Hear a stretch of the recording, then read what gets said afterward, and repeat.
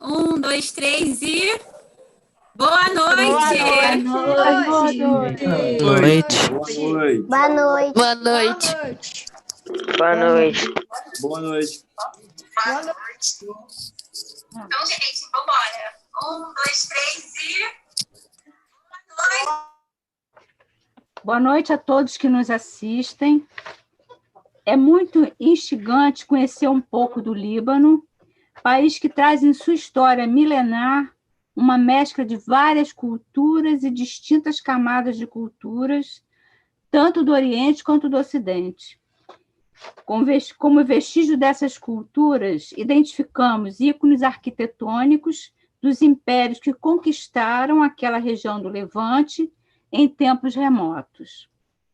Esse país tem como capital Beirute, uma das cidades mais antigas do mundo e que se tornou uma metrópole árabe, mediterrânea, ocidentalizada, com um porto estratégico por onde circulam parte dos produtos importados e exportados, e é de um fato dramático ali ocorrido que nasce a motivação desse trabalho de pesquisa que os alunos e os professores, em conjunto, se reúnem para fazer e apresentar para todos nós.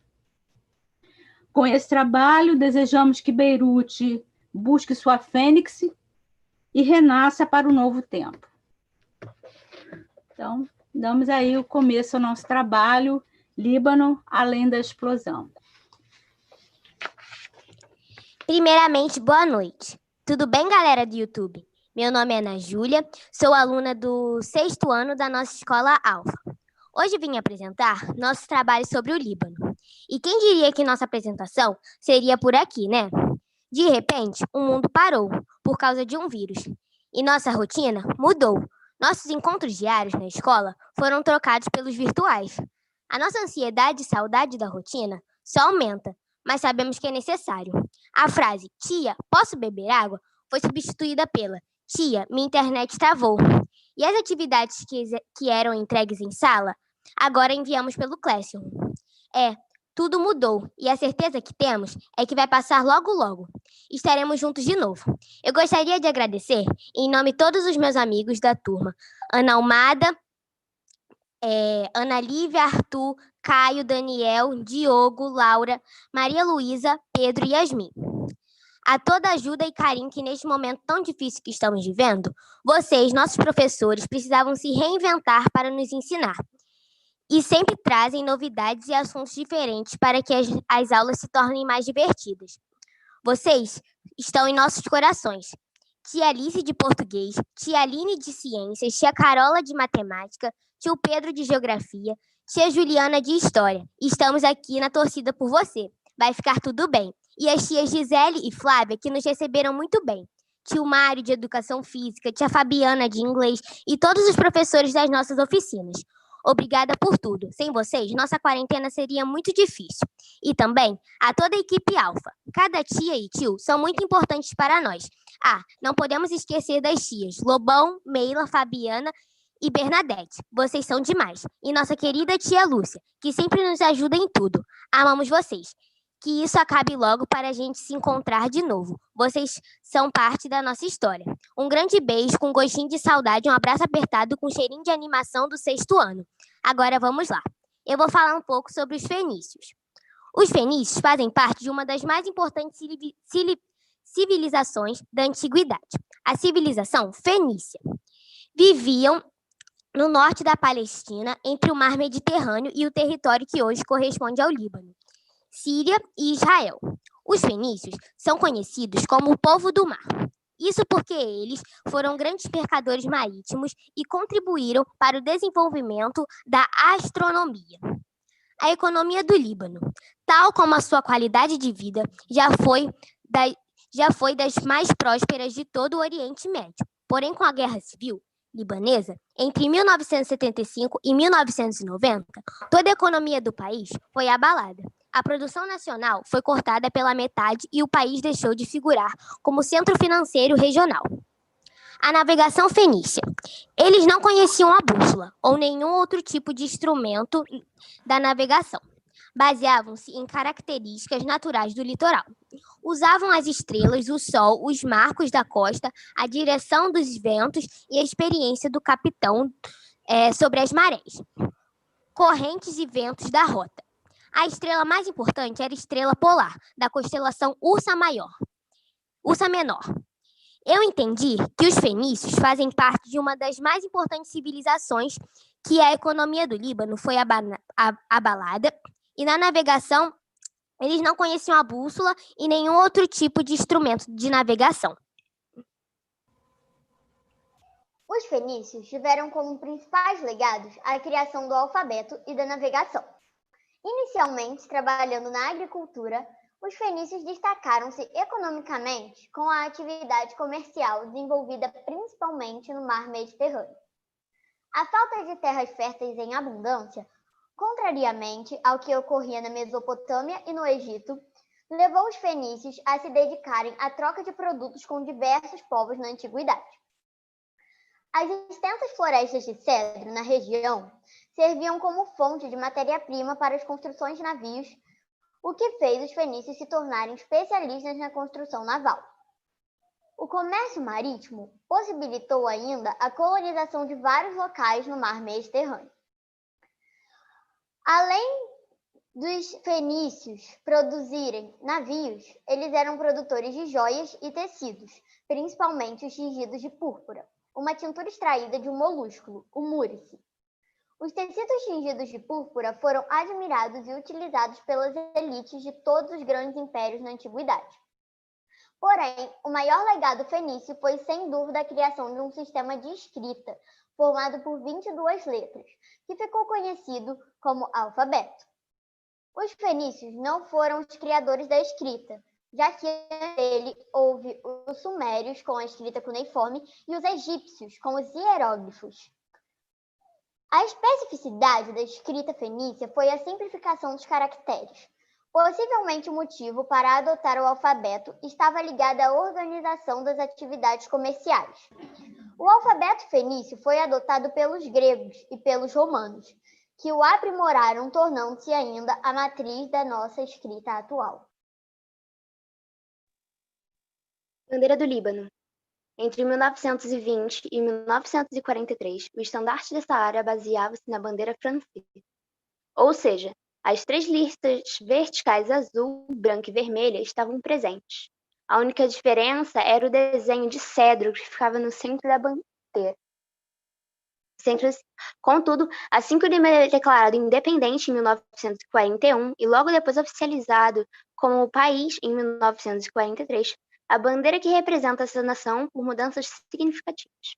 Assim, deixa-se para trás as tradicionais cores francesas dispostas na vertical e adota-se características específicas que representam a historicidade libanesa. Hoje em dia, a bandeira é constituída por 2 faixas horizontais vermelhas, que envolvem uma lista branca. Este estandarte preserva-se ainda a cor verde no centro da bandeira. Todos esses elementos possuem significado para os libaneses. Enquanto o vermelho representa o sangue das pessoas que morreram com conflitos para livrar o país de forças externas, o branco é associado às neves presentes nas montanhas do país. Já o cedro trata-se de uma planta bastante comum pela região e é símbolo de eternidade e força, além dele ser muito importante pela vegetação e também para as navegações. Essa daqui é a bandeira do Líbano. Cultura libanesa. A cultura do Líbano é uma mistura de várias civilizações ao longo de milhares de anos. Originalmente, a casa dos fenícios, e posteriormente conquistado e ocupado por assírios, persas, gregos, romanos, árabes, fátimes, cruzados, turcos otomanos e, mais recentes, franceses. O Líbano desenvolveu uma cultura que tem evoluído ao longo dos milênios, por meio de empréstimos de todos esses grupos. Líbano é um lar histórico dos fenícios, negociantes semistas cuja cultura marítima floresceu há mais de 2.000 anos, entre 2.700 e 450 a.C. Nos séculos posteriores, as montanhas do Líbano foram um refúgio para os cristãos e os cruzados estabeleceram ali várias fortalezas. Nesta região se formou a cultura fenícia, que fazendo exceção a outros povos que se dedicaram à agricultura. Eu entendi que o Líbano é uma mistura de várias civilizações, eu entendi que o Líbano é uma mistura de várias civilizações ao longo de milhares de anos e que é conquistado pelos assírios, persas, gregos, etc.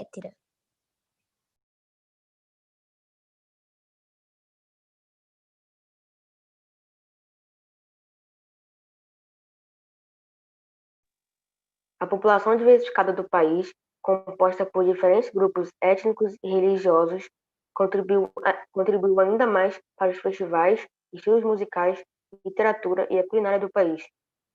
A cultura do Líbano contemporâneo mergulha suas raízes numa história antiga, particularmente rica e complexa, cujos vestígios estão ainda hoje visíveis sobre o território libanês. A Baalbek, nomeadamente, conhecidas para suas ruínas de templo antigas. Até 1920, duas culturas coabitam, a da montanha e a da cidade. Esse é o templo de Júpiter.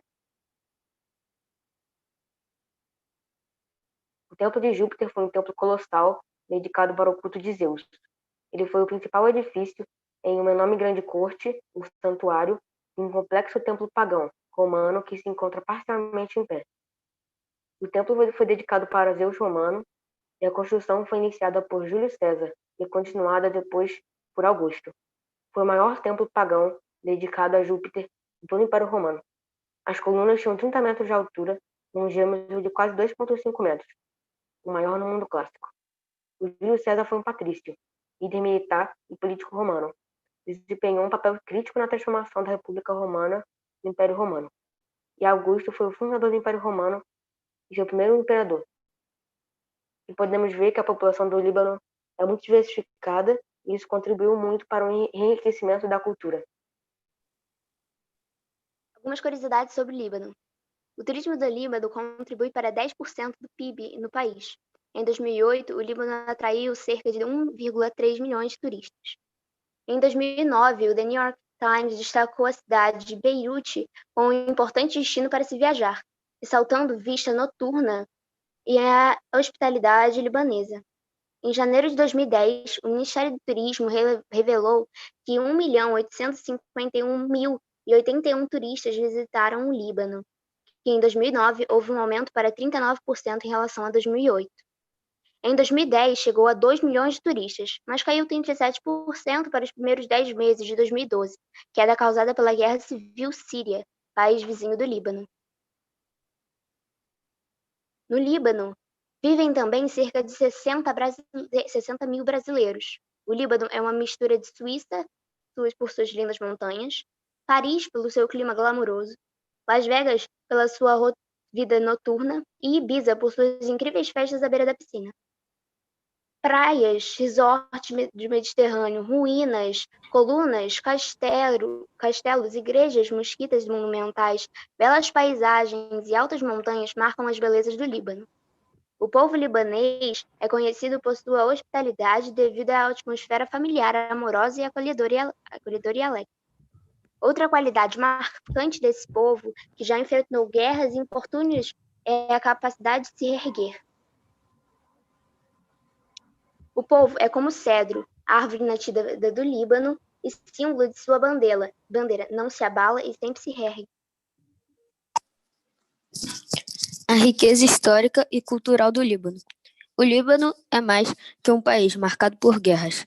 Esta nação, em sua história e cultura, é formado por grandes escritores, filósofos, médicos que viveram em suas terras e deixaram grande conhecimento e contribuição geral para a história humana.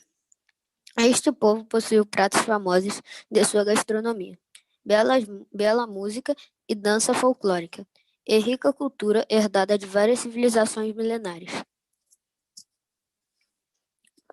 Líbano presente no Brasil. Hoje tem mais libaneses no Brasil do que no Líbano. São 12 milhões de libaneses no Brasil e 4,5 milhões no Líbano. E mais de 12 mil brasileiros vivem no Líbano. No Brasil, muitos libaneses e descendentes fizeram fortuna e alcançaram notoriedade. A presença da cultura libanesa é sentida no país, não apenas na culinária, como na língua, que assimilou palavras do árabe em hospitais e diversos outros setores. A culinária libanesa está presente em nossa vida. Quem é que não gosta de um quibe? E essas foram as nossas fontes de pesquisa. E esse trabalho...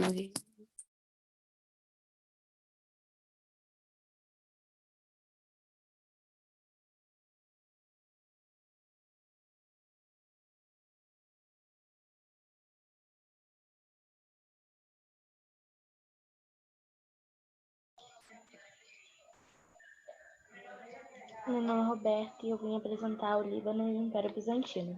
No século I a.C., o Líbano passou a fazer parte do Império Romano e em seguida do Império Bizantino, Fenícia Romana, época em que o cristianismo se espalhou pela região. A conquista árabe do século VII introduziu a atual língua do país, o árabe, bem como a religião islâmica. Sua capital era Constantinopla, a atual Istambul, que foi convertida na capital do Império Romano do Oriente no ano 330, depois que o Constantino I o Grande fundou-a no lugar da antiga cidade de Bizâncio, dando-lhe seu próprio nome. Foi a capital das províncias romanas orientais, ou seja, daquelas áreas do Império localizado no sudeste da Europa, sudeste da Ásia e parte do nordeste da África, que também incluíam os países atuais Península Balcânica, Turquia Ocidental, Síria, Jordânia, Israel, Líbano, Chipre, Egito e a região mais oriental da Líbia. Sua área é cerca de 10 km² e está resplandecente em sua geografia diversa, paisagem, cultura e história. Qualquer tentativa de descrever o Líbano é uma tarefa levada a cabo em vão. Não pode ser limitado através de palavras. Deve ser vivido. Assim nos convidamos a visitar o nosso país maravilhoso, onde estradas conduzem a cidade pela aldeia e localizada pela cidade e o epoque para outro.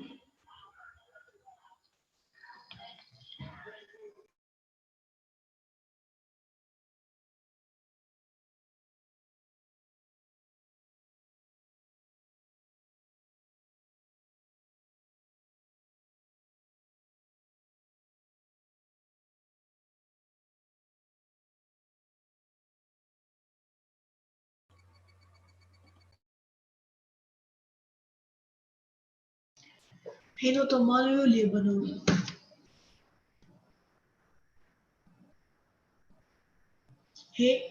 Os otomanos começaram a nascer no século XI, quando tribos turcas nômades se fixaram na Anatólia. O Osman foi um chefe turco que se transformou essas tribos em dinastia imperial, depois de 1354. Os otomanos foram para a Europa e conquistaram os Balcãs em 1453. Conquistaram Constantinopla com Mohammed II e acabaram com o Império Bizantino.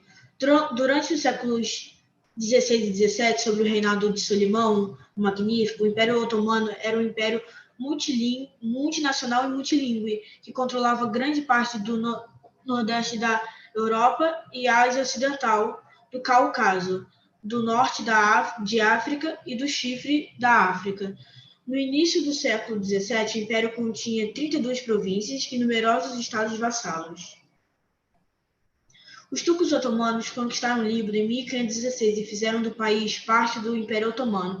O sultão Selim decidiu organizar a região que engloba Síria, Líbano, Palestina e Jordânia em um distrito chamado Eyalet Sham, o que traduz aproximadamente província da Síria.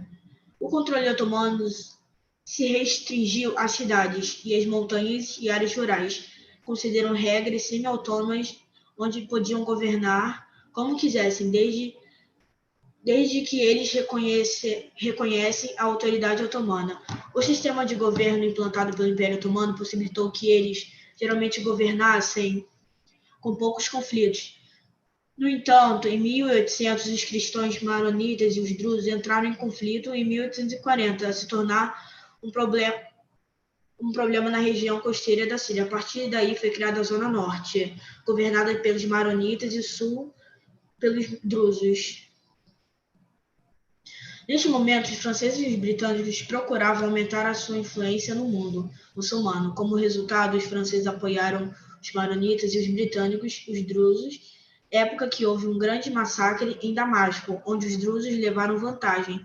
Logo, os otomanos conseguiram suprimir a violência entre os dois grupos e os franceses aproveitaram a oportunidade para intervirem nesse processo e, com o apoio das principais potências europeias da época, conseguiu o apoio necessário para enviarem tropas para o Líbano para proteger os cristãos e afirmaram um tratado forçando os otomanos e nomearam um governo cristão não libanês que seria aprovado por grandes potências da Europa.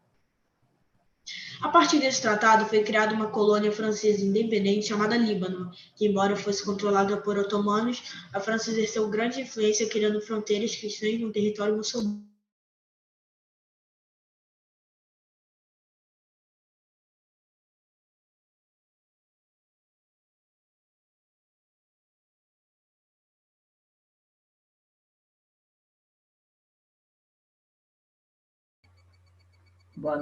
Boa noite.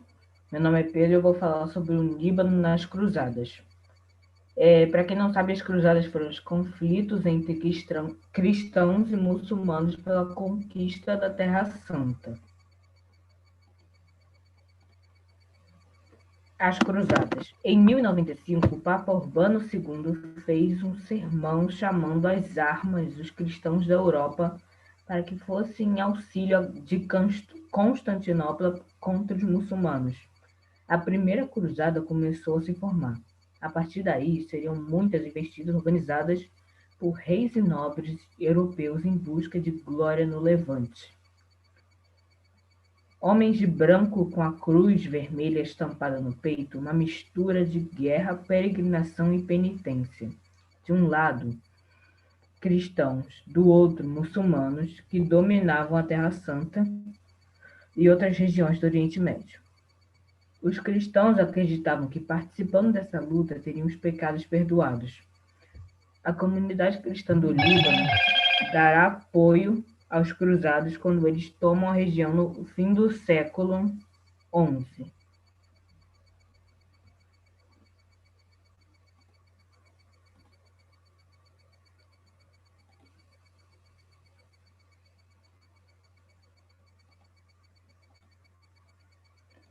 Esses são os mapas da Terra Santa, que fica localizado o Líbano, aqui na Terra Santa.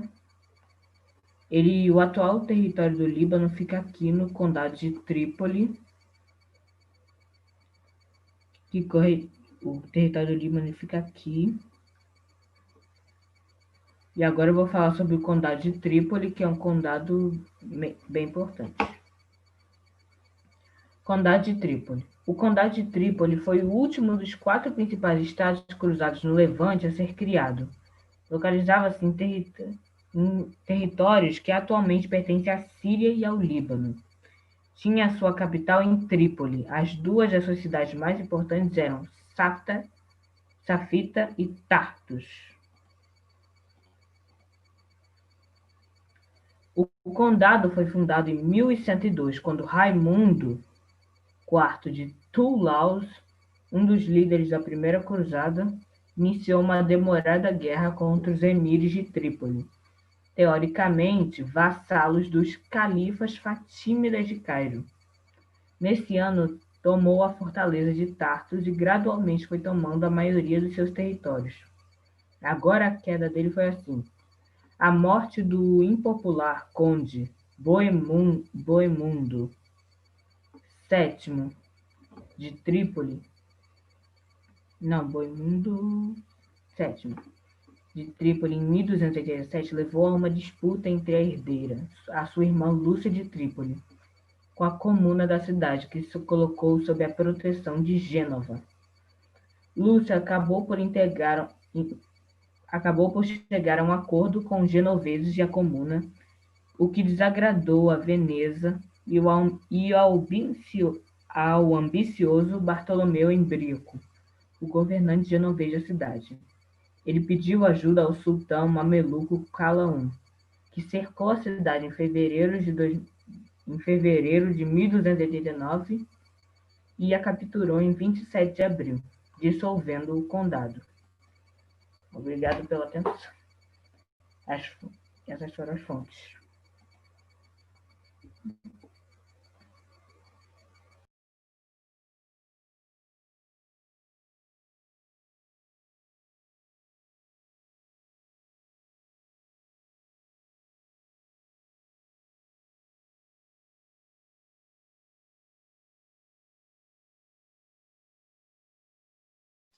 Boa noite, meu nome é Gabriel e eu vou falar um pouco sobre a literatura e educação árabe/libanesa.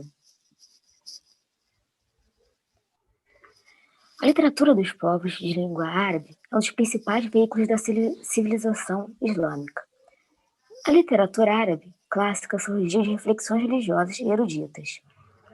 O exemplo de maior destaque da literatura árabe é o Alcorão, livro que muçulmanos julgam revelado por Deus e seu profeta Maomé. No século VII, é que referência em todo o mundo. Conservam-se centenas de poemas compostos um século antes da época do profeta. Entre os autores mais destacados, encontra-se Al-Shan, Arqib e Irmul al-Qash.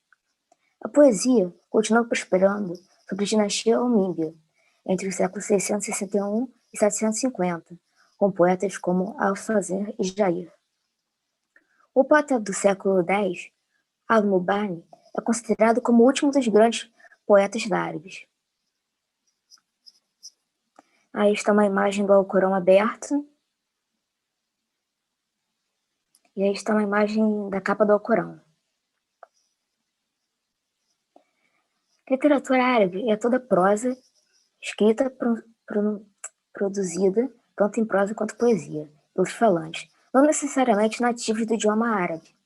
Normalmente, não inclui obras escritas no alfabeto árabe, porém em outros idiomas como persa e urdu. O árabe, utilizado para a literatura, é chamado de adabé, termo derivado de uma palavra que pode ser traduzida como convidar alguém para uma refeição, e implica polidez, cultura e enriquecimento. A literatura árabe surgiu no século VI, apenas com fragmentos do idioma escrito aparecendo até então. Foi o Corão, no século VII, que teve um efeito mais duradouro na cultura árabe e sua literatura. A literatura árabe floresceu durante a Era do Ouro do Iluminismo e continua até os dias de hoje. O livro sagrado dos muçulmanos aceita as duas grafias, o de Alcorão e o artigo definido árabe. Ele aparece na maior parte dos vocábulos que nasceram nas Arábias e viajaram o mundo afora. E o Corão é mais informal e aparece mais nas conversas. Aqui fala sobre a grafia árabe e que é mais usada é o Corão, por causa que ela é mais informal, então acaba aparecendo mais nas conversas. Escritores árabes nos tempos modernos. Naguib Mahfouz. Um dos escritores mais aplaudidos da atualidade é o romancista, autor teatral e roteirista Naguib Mahfouz. Naguib Mahfouz foi um escritor liberal egípcio, autor de relatos, romances e roteiros de cinema. Recebeu o Nobel de Literatura de 1988. É considerado um dos primeiros escritores contemporâneos da literatura árabe, ao lado de Tanquim Hank, a explorar temas do existencialismo. Alguns livros de Naguib Mahfouz, Entre Dois Palácios, Palácio do Desejo e Sharin of Jomana Haddad. É uma poeta, escritora, jornalista e ativista dos direitos das mulheres no Líbano. Jomana nasceu em uma família conversadora cristã ortodoxa. Sua mãe é da origem armênia. Ela foi selecionada como uma das 100 mulheres árabes mais poderosas do mundo por 4 anos consecutivos pela Arabin Boniz Magazine, por seu ativismo cultural e social. Ela é autora de 16 obras de poesia, ensaios, romances e uma das principais vozes da literatura árabe popular contemporânea. Aqui fala sobre escritores árabes no tempo moderno e nós falamos sobre esses dois. Curiosidades sobre a literatura libanesa. Apesar de seu caráter milenar, a literatura árabe é pouco conhecida pelos leitores brasileiros. Uma das razões da escassez de traduções de livros árabes para versões em português é a própria falta de tradutores, diante das peculiaridades linguísticas do idioma. As diferenças sináticas, morfológicas e fonético-morfológicas consistem em uma grande dificuldade, tendo como principal consequência a falta de tradutores dessa língua, como explica Mohamed Jaouris, em entrevista tradutor de quatro e o último volume do clássico As Mil e Uma Noites, traduzido pela primeira vez do árabe para o português em 2012. O exemplo de maior destaque à literatura árabe é o Alcorão, livro que os muçulmanos julgam revelado por Deus e seu profeta, Maomé, no século VII, e que é pronunciado em todo o mundo. E aqui fala sobre a literatura árabe nos brasileiros. Fala que não é muito conhecida pelos brasileiros por causa que a tradução é muito difícil do árabe para o português. Oi, vou ler Educação no Líbano. Educação no Líbano. Educação no Líbano é regulada pelo Ministério da Educação e Ensino Superior. No Líbano, inglês ou francês com árabe é ensinado desde os primeiros anos nas escolas. A educação é obrigatória a partir de 6 anos de idade para 14 anos. A educação no Líbano é dividida em 5 ciclos, dividida em 3 fases: educação pré-escolar, ensino básico e ensino secundário. Este último terminado em bacalaureate ou um certificado profissional, que ambos dão acesso ao ensino superior. Aí fala um pouco do sistema de educação. De acordo com 2013 do World Economic Forum, Fórum Econômico Mundial, o Líbano está classificado em 10 na qualidade geral de educação e 4 em ciências e matemática. Taxa de alfabetização de adultos do Líbano é 93,9% em 2014, de acordo com o Índice de Desenvolvimento Humano da ONU, classificando 65 globalmente. O Líbano tem 41 universidades credenciais nacionalmente, muitos dos quais são reconhecidos internacionalmente. No Líbano, 384 escolas encaixam 2 dias de aula em um, levando a educação para 150 mil crianças refugiadas sírias. Aí você vê que a educação libanesa acolhe muitas crianças refugiadas. O professor Mohamed espera que as crianças refugiadas possam um dia usar o que aprenderam para poder trabalhar, quando puderem voltar para si. E diz com essa educação eles construíram algo para o futuro. Eles dirão aos seus filhos: nós já fomos estudantes refugiados sírios, longe de casa. Quando houve uma guerra aqui, mas nós tínhamos ambições e conseguimos realizá-las. Isso incentivará outros a fazerem o mesmo. Eu vou ler um negócio agora que uma pessoa faltou, eu não pude vir, e ela mandou eu ler um pouco sobre o governo do Líbano. Aí fala assim: o Líbano é uma república parlamentarista, unitária e confessional. Tem um presidente que é o chefe do Estado e um primeiro-ministro, chefe do governo. Lá também não tem subdivisões regionais de governo, ou seja, governador da província. Lembrando, o presidente deve ser cristão de maronita e o primeiro-ministro um muçulmano sunita. É isso.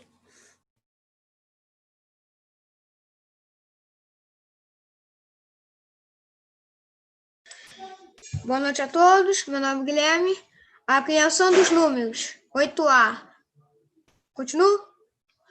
Há 30 mil anos, os homens já possuíam a necessidade de contar riscos e marcas descobertas dentro de cavernas e, digo isso, emplear ossos, pedras e pedaços de madeira também, ou recursos utilizados na época. Continuo? Assim, quando os homens iam pescar ou caçar, levavam consigo pedaços de ossos ou de madeira. Para cada animal ou fruto capturado, o homem fazia no osso ou no pedaço de madeira um risco. Continuo? Os pastores precisavam controlar a quantidade do rebanho e faziam isto. E era adicionado cada animal a uma pedra ou um galho de árvore. Mas Quando a quantidade era grande, esse processo ficava muito trabalhoso. Daí o homem usou a sua inteligência para criar os números. Snu?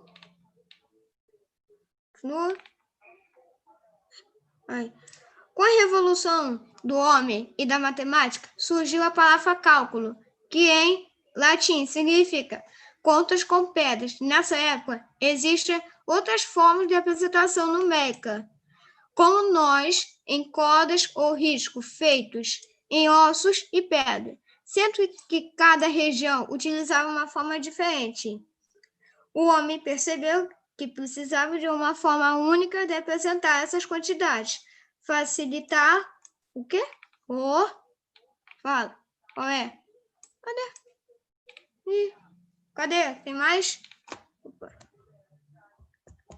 Continua. Para facilitar o... Oi. Oi. Tem mais? Tem mais? Tá bom. Deixa eu pegar isso. Acabou já? Acabou. Sou eu agora. Valeu.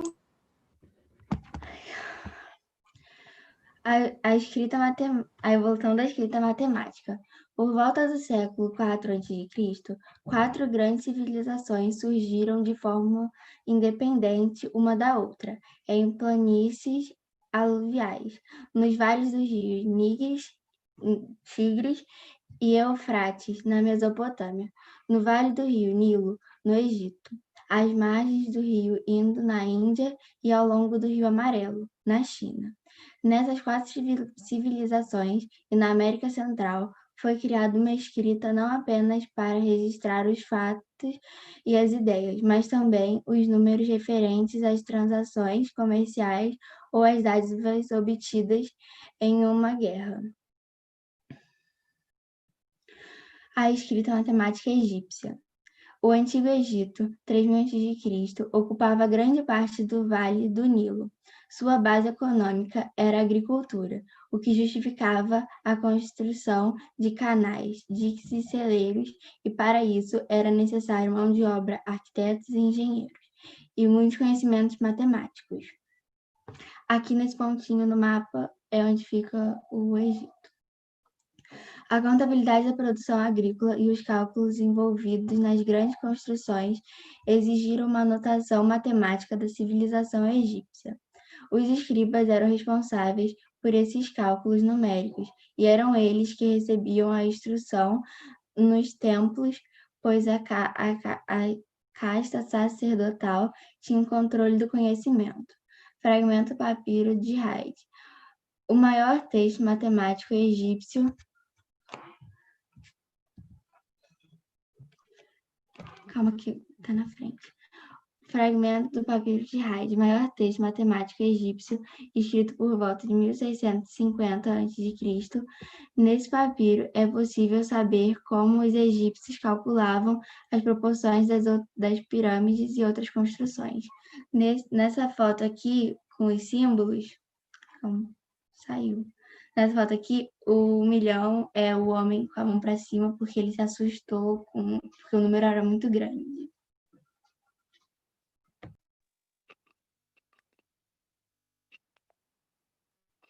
A escrita mesopotâmica. Vários povos estabeleceram-se na região da Mesopotâmia, entre os rios Tigre e Eufrates. De fato, acádios, sumérios, babilônios, assírios e caldeus constituíram, ao longo dos milênios, o que ficou conhecido na história como a civilização mesopotâmica. Avançaram no domínio da matemática, criaram as bases da álgebra e ampliaram o conhecimento sobre o cálculo, descobrindo como extrair a raiz quadrada e a raiz cúbica. Os mesopotâmicos adotaram um sistema de numeração com base 60. Vestígios desse sistema são encontrados até hoje na divisão das horas em 60 minutos e dos minutos em 60 segundos.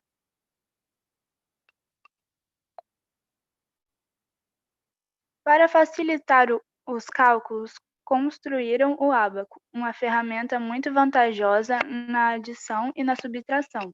Alguma parte do conhecimento dessa civilização chegou até nos em placas de barro. Por volta do século XIX, encontraram o trabalho de certos escribas em barro. E como nós utilizamos um caderno de papel, este povo usava um caderno de barro. O sistema de contagem era realizado com a ajuda de peças de barro que foram evoluindo de forma e efetivo de maneira a combater a sua fragilidade e usufruir a sua praticabilidade através de muitos esforços. Conseguiram criar um sistema sexagesimal posicional com apenas 2 símbolos. Através do estudo dessas placas, podemos dizer que os babilônios eram apaixonados pela matemática e a placa BM 13.901 é um exemplo desse fascínio. Nessa placa existe um problema, cujo método aplicado pelo escriba é idêntico ao nosso método da fórmula que resolve equações de segundo grau.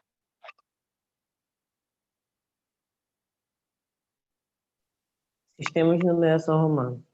Os romanos foram guerreiros, estrategistas, políticos e construtores de estradas, diques e monumentos, mas não foram literatos nem filósofos, e não se preocupavam com a especulação e a investigação científica.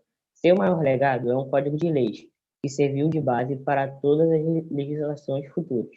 Apesar disso, os símbolos numéricos adotados pelos romanos são usados até os dias de hoje, para indicar séculos, enumerar títulos de capítulos de um livro ou indicar dígitos no relógio.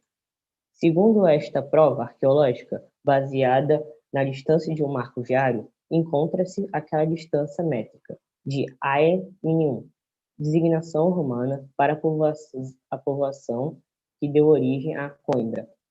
1 milha equivale a 1.480 metros. A escrita numérica universal. O nosso sistema de escrita numérica, também conhecido como universal, é de origem indo-arábica, ou seja, foi descoberto pelos hindus e aperfeiçoado e divulgado no Ocidente pelos árabes. Os árabes serão os grandes interlocutores entre o Oriente e o Ocidente e entre o mundo antigo e moderno. Traduzem para a língua árabe muitas obras importantes da astronomia, aritmética e álgebra hindu. Por volta do século VIII, já deixavam de lado a numeração grega e adotavam a numeração hindu.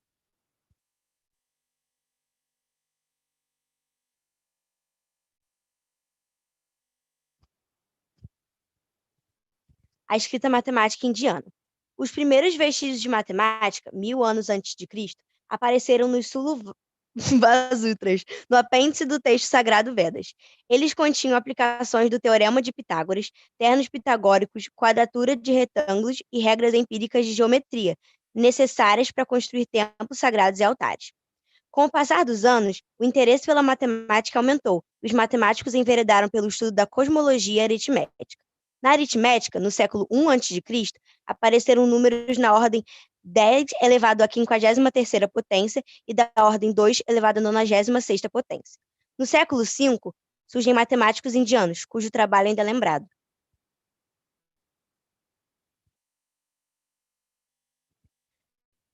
Sistema numérico indiano. O sistema numérico atualmente usado foi criado por indianos, adotado e divulgado pelos árabes. Trata-se de um sistema numérico decimal posicional, onde são usados 10 símbolos algarismos do 0 ao 9, baseados no sistema Brahmi século III a.C., um pouco mais complicado. Devido à necessidade de cálculo e simplicidade de fórmulas, foi inventado um sistema onde cada número era representado por uma palavra. Por exemplo, o 1 poderia ser designado por lua. Mais tarde, Aryabhata inovou e usou sílabas do alfabeto para indicar e escrever os números. Esse método foi adotado e simplificado pela cultura arábica.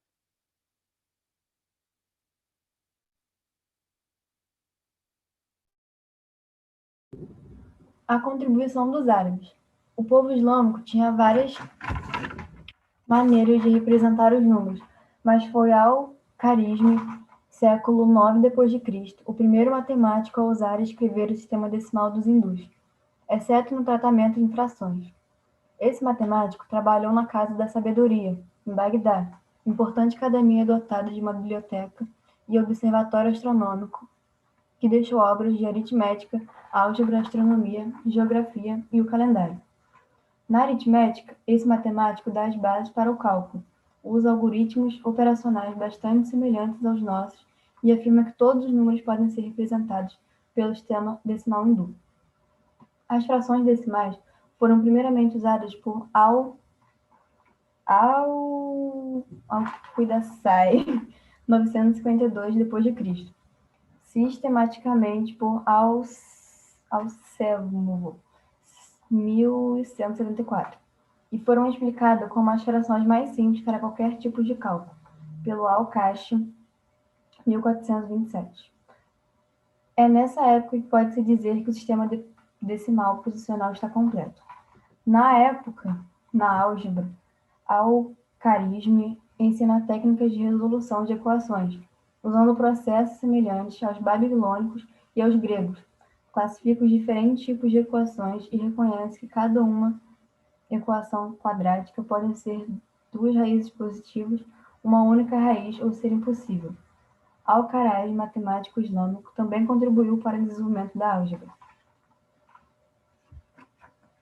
Domínios mais relevantes no desenvolvimento das matemáticas árabes foram essencialmente um desenvolvimento completo do sistema decimal, a sistematização do estudo da álgebra, o início do estudo das relações entre a álgebra e a geometria, a reestruturação no sistema abstrato a partir das regras da combinatória índia, alguns avanços importantes no estudo na trigonometria plana e esférica. Os hindus e os árabes foram importantes algebristas. Aliás, a palavra álgebra é de origem árabe. E para finalizar a apresentação da história dos números, vou ler a resposta de um matemático falando sobre o ser humano e a ética. Aí, rapidinho.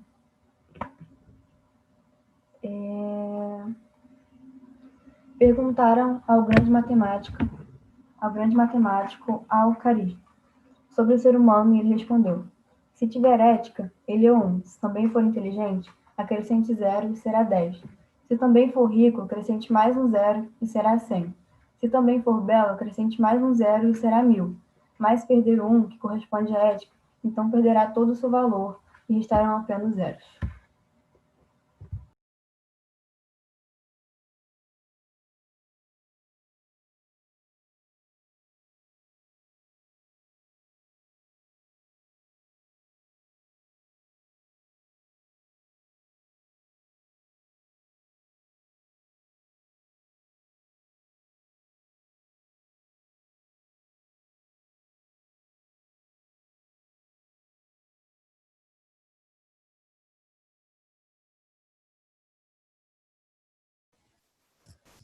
Bom, o nosso trabalho é sobre o Líbano hoje, a atualidade do Líbano.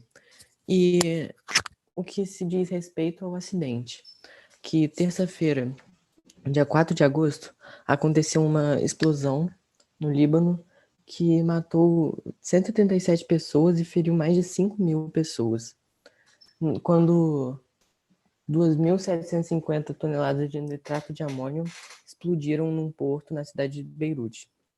Até agora ninguém sabe por que o nitrato explodiu. Mas o nitrato de amônio foi armazenado no porto em 2013, quando um navio que estava carregando ele sofreu com problemas técnicos e teve que atracar lá naquele porto.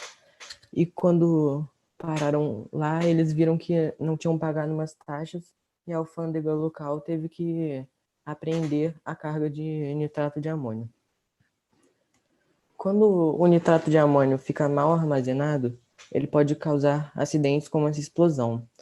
E, sabendo disso, o chefe do porto e da alfândega do Líbano insistiram para retirarem o nitrato do local, mas ele não foi retirado. Quando fica muito calor, o nitrato de amônio se decompõe muito rápido, fazendo muitos gases, e esses gases expandem e se explodem.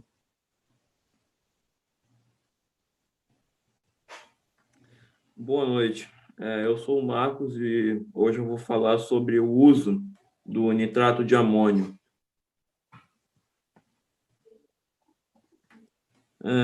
Então, o nitrato de amônio ele é usado muito principalmente em fertilizantes de nitrogênio em culturas de leguminosas, de acordo com a Sociedade Francesa de Química. E essa fórmula, muitas vezes, de fertilizante nitrogenado, é muito útil. Ressalta porque é diretamente assimilada pela planta, que precisa de nitrogênio para se desenvolver. Por isso, se beneficia de um incentivo. É muito importante e deve ser armazenado separadamente em galpões limpos e secos.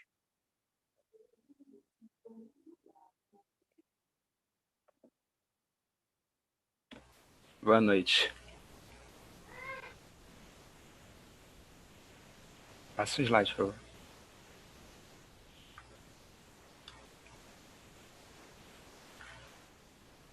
Economia é a moeda, é a libra libanesa, que corresponde a 0,0037 do real brasileiro, ou seja, é bem desvalorizada.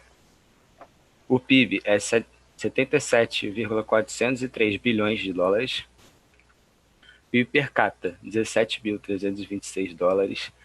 PIB por setor, agricultura é 5,1%, indústria 15,9%, comércio e serviços 79%, ou seja, a maioria do povo depende do comércio para viver. População abaixo da linha da pobreza é 28%. Mais ou menos 1.680.000 pessoas abaixo da linha da pobreza. Então, não são muitas. População, 6.187.000. Idioma oficial é o árabe. Religião predominante, islamismo. Densidade demográfica, 560 habitantes por quilômetro quadrado, que é bastante. IDH é 0,730. É isso. Boa noite. Passei o slide. Aí. Os libaneses começaram a vir para o Brasil por causa da guerra que teve lá sobre o Império Otomano, turco-otomano. E isso aconteceu depois que Dom Pedro, 4 anos depois que Dom Pedro fez a sua primeira viagem para o Líbano. Aí os libaneses vieram para cá diferente da intenção dos europeus, eles não vieram para cá com a intenção de agricultura ou de conseguir terra. Não, eles vieram para cá vendendo mercadorias, que normalmente eram vendidas nas portas das pessoas, e com esse dinheiro, com o passar dos anos, conseguiram comprar lojas e fábricas de tecido, onde eles tinham mais habilidade e é o que eles sabiam fazer mais lá. Pode passar também, já falei.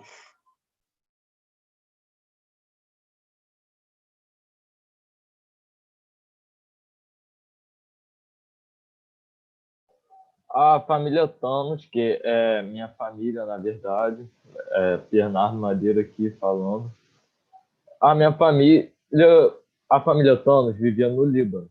Eles viviam normalmente. Só que em 1860 ocorreu uma guerra civil, que provocou muitas mortes e uma enorme crise. Meu tataravô, Alfredo Thanos Alçade, foi para o Brasil de barco com uma parte da família no Brasil. Eles foram para o Rio de Janeiro, em Glicério, distrito de Macaé. Lá em Glicério, Alfredo comprou uma casa que atualmente é patrimônio da prefeitura. Ele começou essa casa aí é a casa dele. Ele começou a expandir os negócios em Glicério e decidiu trabalhar com o café. Então ficou morando lá por bastante tempo. Um certo dia, meu avô conheceu uma família libanesa que também fugiu. Eles viviam por lá também, e ficaram bem amigos. Nessa família tinha uma mulher chamada Malak Amin Khan, o nome igual da minha mãe. E essa mulher foi sua esposa. Eles moraram em Glicério bastante tempo e tiveram 4 filhos. Depois de muito tempo, Alfredo largou o café e começou um negócio de madeira em Macaé e começou a morar em Macaé. Aqui tem uma foto dos meus familiares. Eu só conheci a minha bisavó, Geni, que é essa daqui. E esse foi o nosso trabalho, espero que tenham gostado, tá bom? Deu muito trabalho, quero agradecer a Escola Alfa, a todo mundo aqui, que também está comparecendo à live, está dando essa ajuda, e muito obrigado a todos.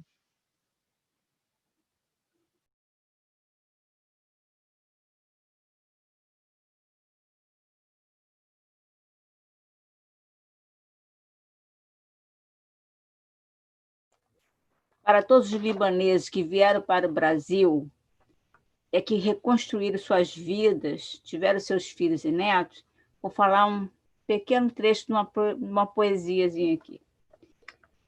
Você nunca vai saber quanto custa uma saudade, o peso agudo no peito de carregar uma cidade pelo lado de dentro.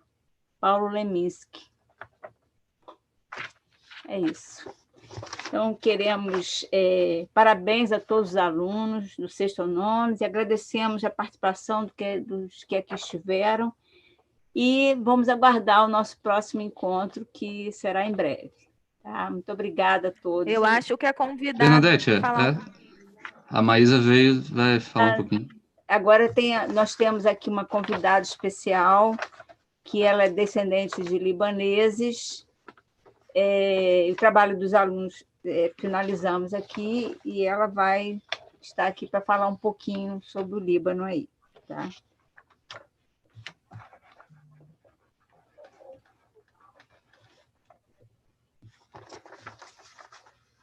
Oi, gente. Eu não sei se eu posso começar, alguém?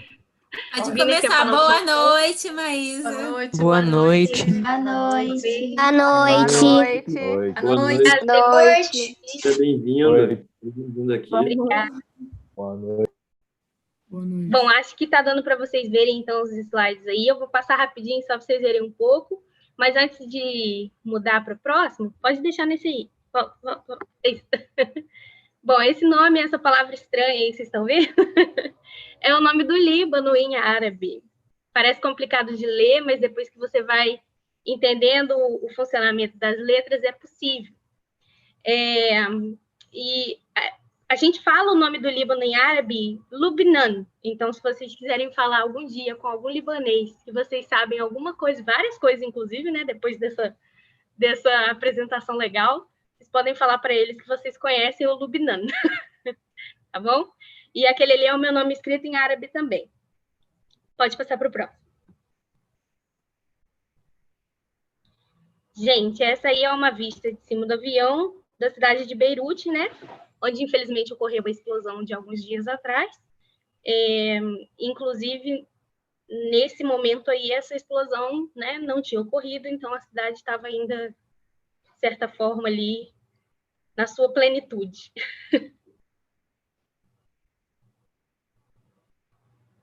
Bom, tá, e o que a Maísa tem a ver com o Líbano? Vamos lá. Bom, eu sou de uma família de ascendência libanesa, né? Eu sou uma descendente de libaneses. O meu bisavô veio para o Brasil, mais ou menos também na época do tataravô do... Não sei como é o nome do rapaz, que eu já esqueci, mas foi mais ou menos na época da Guerra Civil. Enfim, o meu bisavô, ele se chamava Salim, é um nome bem tradicional de libaneses. Então, se vocês encontrarem um Salim por aí, é bem provável que ele seja libanês, tá bom? E o meu bisavô veio, na época ele não era casado ainda, se casou aqui no Brasil, teve 3 filhos. Esses 3 filhos, não, 4 filhos. E esses 4 filhos foram tendo as suas famílias, né? E daí surgiu a minha mãe. Então, o meu avô materno era o filho do Salim. E aí eu cresci numa família que sempre conservou muito e cultivou as coisas tradicionais do Líbano. Então, eu cresci comendo as comidas típicas do Líbano, aprendendo a fazer também. Hoje em dia, eu faço essas comidas, graças a Deus aprendi.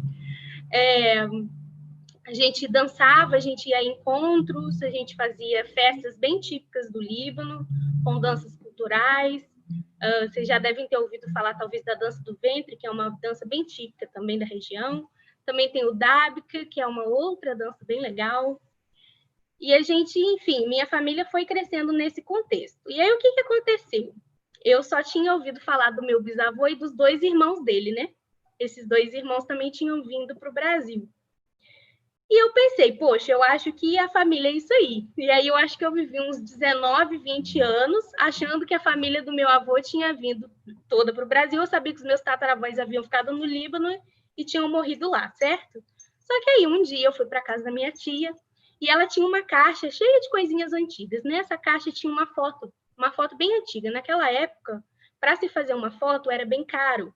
Então, quando se fazia uma foto de família, juntava a maior parte da família e essas fotos elas eram copiadas para os membros principais. Então, as pessoas, os chefes, digamos assim, de cada núcleo familiar recebiam uma cópia dessa foto.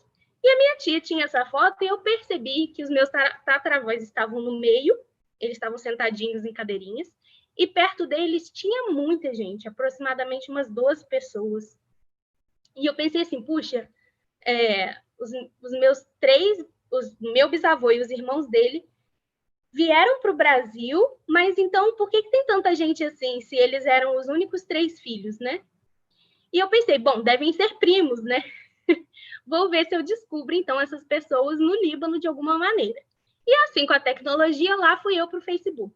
Cheguei no Facebook, encontrei no passaporte do meu avô, do meu bisavô que a gente tinha aqui no Brasil, o nome da cidade natal dele.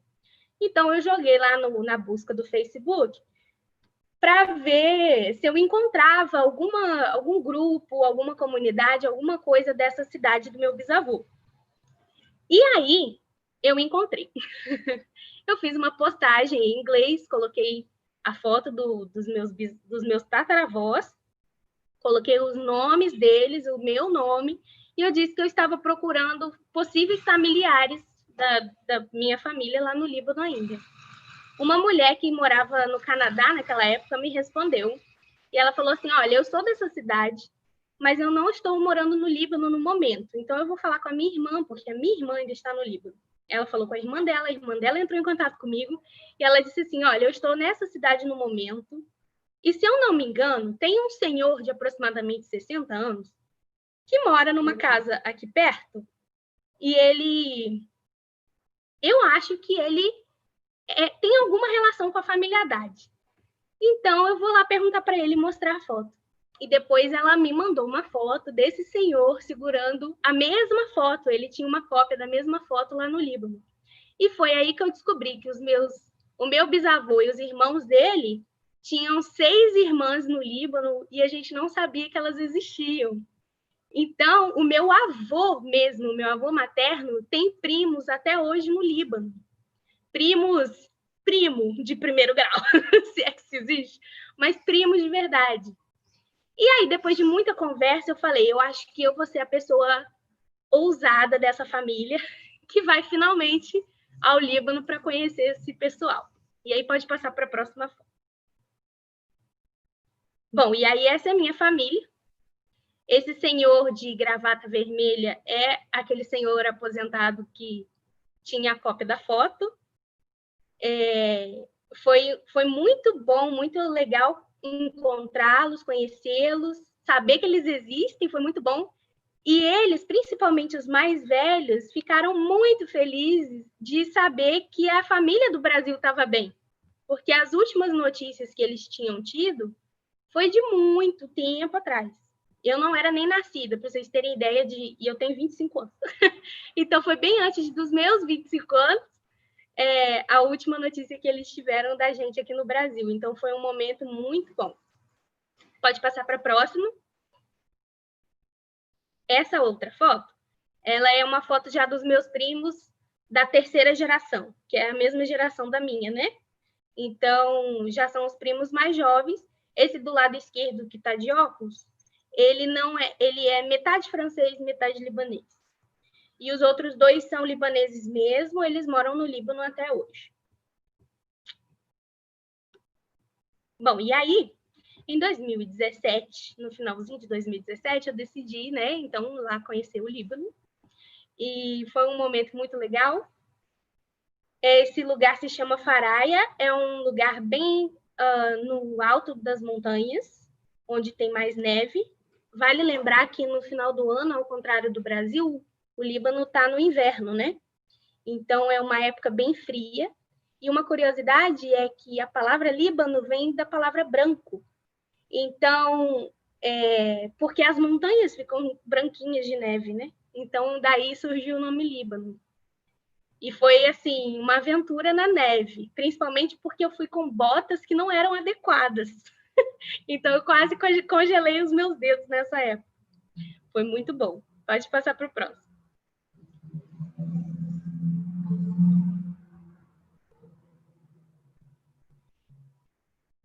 Essa cidade, que se chama Marser Shuf, ela é a cidade de origem dos meus tataravós, né?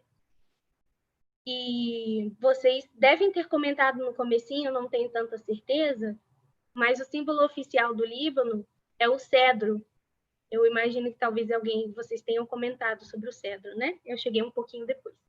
Esse cofrinho aqui, esse cofre que eu trouxe do Líbano, ele é talhado na madeira, e essa madeira ela é uma madeira de cedro.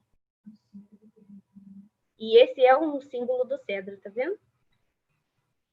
É uma madeira muito resistente, por isso houve uma época de muita exploração dessa madeira, infelizmente a gente perdeu muitos cedros, mas também fizemos muitos acordos foram feitos. Quando eu chegar numa outra cidade eu falo um pouquinho mais sobre isso. Vamos lá para o próximo. Ainda é na mesma cidade. Essa é a casa da minha tataravó, gente. Eu falei, caramba, eu tô na casa onde meu bisavô nasceu, que legal. Vocês podem perceber que lá no fundo tem a cidade dela, né, deles, mas essa casa vocês podem ver também que ela tá com uma aparência bem seca, é por causa do frio do inverno, mas no verão e na primavera, principalmente, fica muito florido, e essa parte esses galinhos secos mais marrons que tem aí, eles ficam todos cheios de uva, isso é uma parreira. Então, sobre a casa da minha tataravó, tem uma parreira muito bonita, que infelizmente eu não consegui ver ainda feita, né? Mas muito legal. São casas todas de pedra, né? Geralmente no Líbano. É difícil de você encontrar uma casa no nosso estilo de tijolo e tudo mais. Geralmente são pedras. Pode passar. Essa é Downtown. Downtown é mais ou menos a região onde houve a explosão, que é bem ali no centro de Beirute. A minha rua é muito barulhenta, gente, desculpa. Mas é bem ali no miolo, bem no centro da capital. Infelizmente, foi o local da explosão. Nessa primeira foto, a gente tem a mesquita principal do país. Na segunda foto, a entrada do Museu Nacional. Na terceira foto, é um monumento da Guerra Civil. E é interessante porque esse monumento ele é todo perfurado por balas. Mas eu descobri que isso não fazia parte do monumento. O monumento ele era inteiro e ele realmente foi perfurado por balas na época dos conflitos. Então, essa perfuração ela não é exatamente artística, ela é uma resolução do que aconteceu na guerra. E nessa terceira foto é um prédio bem comum ali no centro de Beirute, uma arquitetura que lembra mesmo as casas árabes e libanesas, assim, com essa característica mais de pedra e mais com os batentezinhos assim, mais arredondados, né? Pode passar. Esses são alguns amigos que eu tenho no Líbano, e essa é a cidade de Tiro. Ela fica mais ao sul do país, bem perto já de Israel. Então, acaba sendo uma zona um pouco conflitante, às vezes, por causa de problemas políticos entre Líbano e Israel. Então, acaba sendo uma região meio perigosa, onde talvez ocorram mais explosões e explosões menores, né, e coisas assim. Mas é um lugar muito bonito e muito tradicional árabe. É uma região com aquelas feiras árabes, onde você compra os temperos, onde você compra canela, onde você compra tecido, é mais ou menos nessa região. É uma região muito conhecida também pela produção de sabão virgem, que é aquele sabão feito com azeite de oliva, né, que é o sabão original do mundo, né, antes da gente ter o sabão que a gente tem hoje em dia, né. É uma região também onde a gente pode perceber uma influência romana, né? Aqueles pilares lá atrás. É uma região que também é mencionada na Bíblia, algumas vezes. O próprio Jesus passou por essas regiões, né? E tudo mais. Pode passar para o próximo.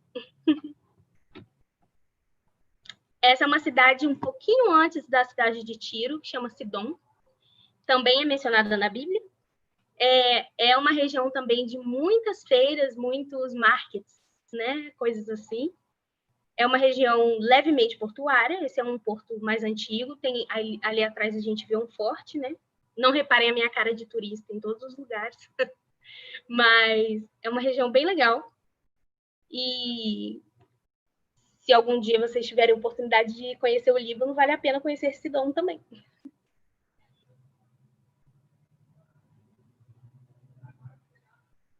Esse lugar é chamado de Baalbek. Por que é chamado de Baalbek? É conhecido como a cidade de Baal, é isso que significa Baalbek. A cidade de Baal, ela é uma região, é uma cidade mesmo, era um pátio grande, um templo, uma cidade onde tinha mais de um templo. Nesse local, antigamente, na época dos fenícios, um pouco antes assim, era uma região de culto ao deus Baal. Com a chegada do Império Romano no Líbano e naquela região, os romanos começaram a perceber muitas semelhanças entre a imagem de Baal, as características, né, a personalidade e tudo mais de Baal, com Júpiter, né, que no caso seria Zeus. É isso mesmo. Acho que eu não estou confundindo. E aí eles construíram essa cidade, refizeram essa cidade, colocando templos romanos ali. Então, tinha um templo enorme, que hoje em dia só tem alguns pilares em pé, mas era o templo dedicado a Júpiter, que é mais ou menos Zeus, né, na mitologia grega. E um templo de Baco, deus do vinho, né? Então, é um lugar bem grande, não dá para vocês verem nessa foto especificamente, mas você passa por uma entrada principal, depois por um salão, depois por outro salão, até você chegar nas áreas do templo. É bem grande. Você passa um dia inteiro andando nesse lugar. E é um lugar muito bonito, foi chamado pelos romanos de Heliópolis, a cidade do sol, porque o sol realmente corta toda a arquitetura do lugar e tudo fica muito iluminado. Pode passar. Esse aí também é Baalbek, só que aí lá no fundo dá para ver as montanhas, né? Ali atrás, naquele fundão lá, é o que a gente chama de Vale de Beká, que é um lugar muito fértil, muito disputado nos tempos antigos, por causa da fertilidade do solo. Pode ir para a próxima.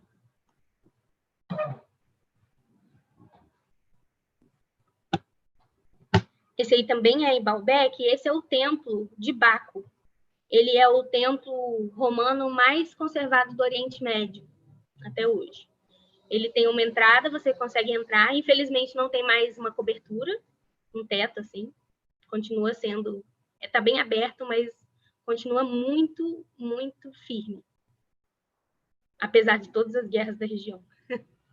Pode passar. Essa cidade é mais ao norte, ela se chama Biblos. Por que ela se chama Biblos? Por causa daquilo que eu comentei antes. Como a madeira do cedro era muito procurada por vários povos ao redor do mundo, essas pessoas elas chegavam até o porto de Biblos para fazerem trocas, né? Então, geralmente, os fenícios entregavam a madeira do cedro, e nessa região especificamente, eles trocavam cedro por papiro com os egípcios. Então, ela ficou sendo considerada a cidade Biblos, né? No sentido de livro mesmo, no sentido de papel. E é a região onde dizem ter sido criado o alfabeto fenício. Pode passar. Essa também é Biblos, só que um pouquinho antes daquela região ali. É um lugar muito bonito para se visitar. Bom, e aí, para a gente terminar, e o Líbano hoje, né? Eu tive no Líbano tem 2 anos, né? 2 anos? Isso. Vai fazer 2 anos. E já foi uma experiência muito legal, muito bonita, apesar de alguns problemas. Eu vi, por exemplo, que os meninos apresentaram o número de universidades no país, né? Mas vale ressaltar que todas essas universidades são particulares. E a taxa para se estudar nessas universidades é muito alta. Então, apenas uma parcela dos libaneses tem acesso a essa educação de nível superior. O restante não tem. Uma outra informação muito importante de ressaltar, que também foi comentado pelos alunos, é que as escolas oferecem aulas de francês, inglês e árabe. Mas as escolas de menos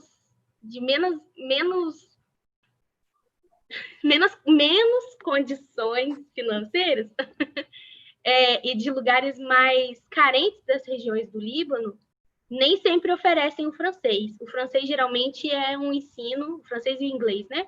É um ensino mais elitizado. Então, existe uma parcela de libaneses que tem acesso a esse ensino, falam francês, falam inglês, mas a grande maioria só fala árabe. Então, é importante dizer que é um país que ainda vive em uma corrupção muito forte. Inclusive, a gente sabe que os protestos têm acontecido desde o ano de 2019 por conta disso. O quilo da carne, por exemplo, para vocês terem ideia, estava custando 40 e poucos dólares. Um quilo de carne. Então, infelizmente, é um valor que os libaneses não conseguem pagar. É o país em 2019, era o terceiro país com mais dívidas no mundo. Também com uma taxa de desemprego muito alta, de 25%. Com a explosão, isso acaba piorando toda a situação. A gente sabe que houve uma abdicação do governo. Então, isso acaba atrapalhando, né, a situação, principalmente daqueles que já são mais vulneráveis no país. Então, é um país pelo qual a gente precisa se atentar. Existe também uma preocupação muito grande em relação aos refugiados sírios no país. Muitos libaneses têm, sim, resistência aos refugiados sírios, de maneira até agressiva, às vezes. Eles, muitas vezes, culpam alguns problemas do país na chegada dos sírios. Existe também um racismo contra a pessoa negra muito alto, em que essas pessoas, quando são encontradas dentro do Líbano, são encontradas em situações de trabalho menos remunerados e de condições mais precárias, assim como outras pessoas de países árabes mais pobres. Isso também acontece. Então, é bom a gente também observar esses pontos. Mas o Líbano é um país bastante desenvolvido, de certa maneira, na região do Oriente Médio, um país que tem dado muita assistência, de qualquer maneira, aos refugiados sírios ali da fronteira, e isso tem sido muito bom. E é isso, eu espero que vocês também tenham gostado. Se vocês tiverem alguma pergunta ou alguma coisa para comentar, também eu estou por aqui, tá bom? Obrigada.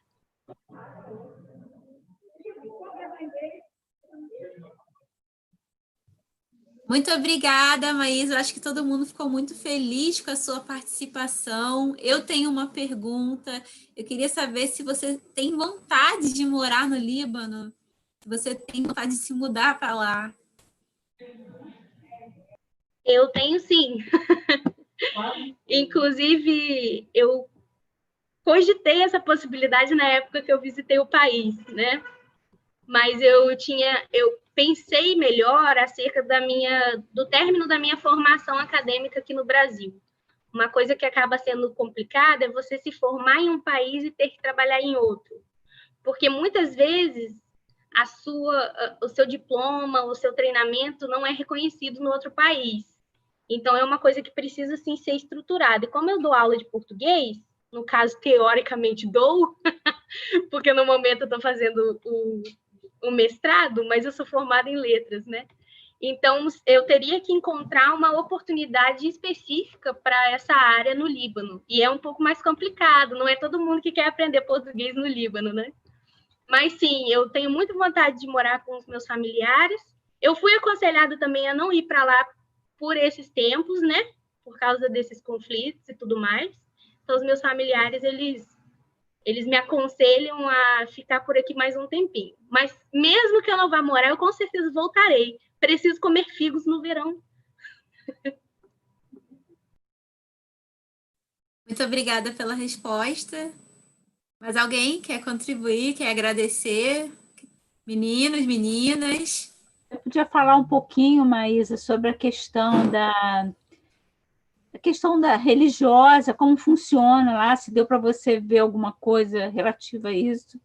Eu sei que ali é um complicador. Gostaria que você ouvisse falar um pouquinho sobre isso. Bom, o Sul, ele é majoritariamente mais muçulmano. O Norte é majoritariamente mais cristão, geralmente maronita, né? Ou católico ortodoxo? Isso. Mas também tem uma religião que a gente menciona menos, que é a religião drusa. É uma religião muito presente no Líbano. E é curioso, na minha perspectiva específica, né? Porque daí eu já venho de um contexto cristianizado, né? Daqui do Brasil. Chegando no Líbano, eu ouvi alguns comentários acerca dos drusos, assim, por parte de alguns cristãos, de desconfiança mesmo. E eu fiquei pensando no porquê daquilo. E eu percebi que os cristãos, eles se relacionam melhor com os muçulmanos em si, do que propriamente com os drusos. Então, existe, sim, um conflito ali, principalmente na questão do governo, né? Que é um governo que acaba ficando numa situação complicada, porque a religião islâmica geralmente segue uma estrutura de governo bem baseada na religião. Os drusos, eu imagino que também sigam mais ou menos por esse caminho. E os cristãos, eu duvido que também deixem de mão esse lado, né? Então, acaba ficando um governo com um conflito bem grande, né? Um outro problema... O quê? Não, os muçulmanos, eles... Existem grupos, né? É importante a gente falar que existem grupos e grupos. Então, tem grupos mais radicais, sim, de todos os lados, sempre tem. E tem aqueles que lidam melhor com as pessoas em geral, né? Agora, vale ressaltar que a gente tem um grupo que a gente chama de grupo terrorista aqui no Brasil, que lá no Líbano não é considerado um grupo terrorista, é considerado um partido político. Então, muito relacionado à religião também. Então, é importante a gente fazer essa distinção partindo do olhar daqueles que vivem dentro do país. Então, como eles enxergam esses grupos, né? A gente tem uma tendência a nomear as coisas demais, colocá-los em caixinhas, e nem sempre a coisa vai por aí. Mas são regiões, mas esses grupos políticos, assim, eles acabam se dividindo em regiões, como eu comentei, né? Mais para o norte se concentram mais os cristãos, mais para o sul, mais os muçulmanos, os drusos acabam tendo as suas regiões ali também mais focais, e Beirute acaba sendo a concentração de todo mundo, né?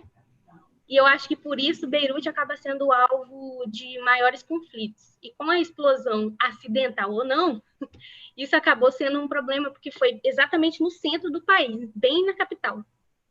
Então, isso acaba sendo complicado em relação às religiões, mas é o país do Oriente Médio, que se denomina o país de melhor relação religiosa. Isso é importante destacar. Sim.